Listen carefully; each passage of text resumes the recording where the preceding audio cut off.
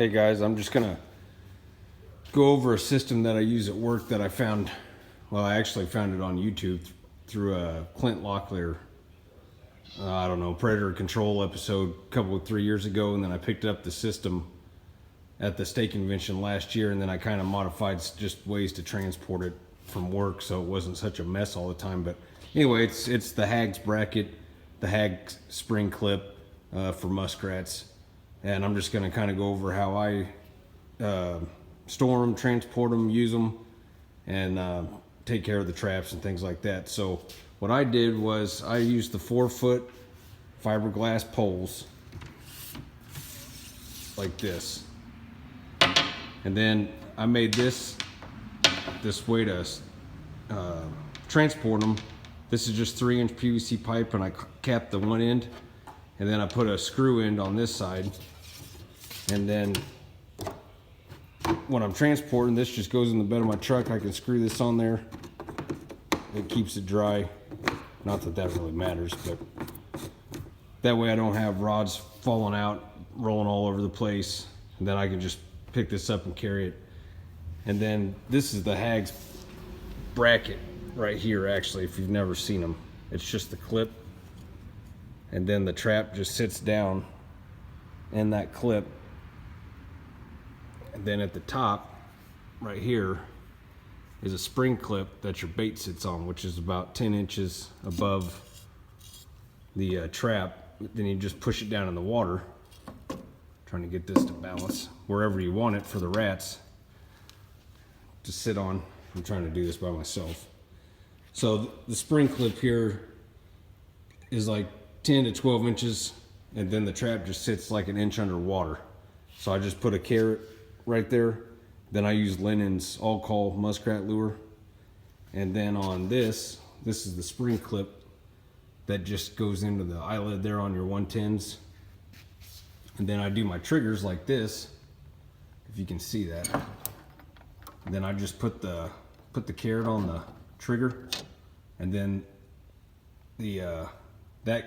so the carrot goes right there, and that's going to be just about an inch above the water level.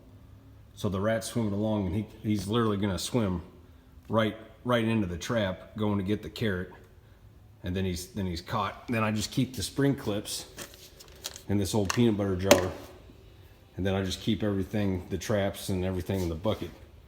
That way, when I want to go, all I got to do is load the bucket and the 3-inch PVC pipe in the bed of the truck, and I can set out 3 dozen. That holds 3 dozen. It would actually hold a little bit more, but that's all I'm running at work, just about 3 dozen when I'm doing all of them at once. And you can YouTube videos for Hagz bracket and see what they're doing.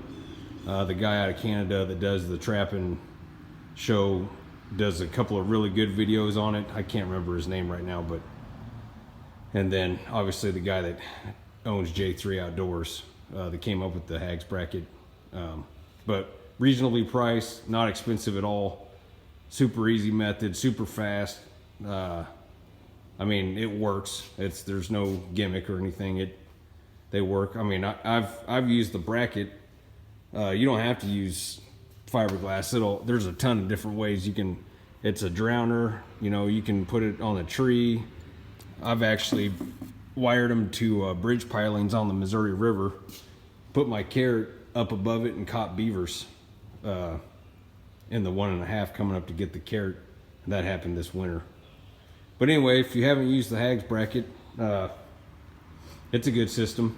So I was just throwing this out there. I'm going to do another video here in a month or so about my dry dirt, how I make my dry dirt, how I mix it.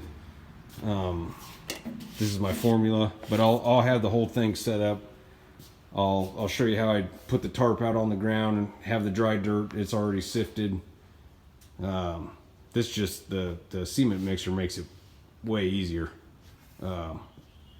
if you're making a lot of waxed dirt. So anyway, I know it's a long way from trapping season, but it's a lot easier to pick away at things one at a time than cram everything in the last 2 weeks before season. So I just piddle around out in the shop here for the next few months and knock some projects off and get ready to go. But anyway, just wanted to throw the video out about the Hagz bracket.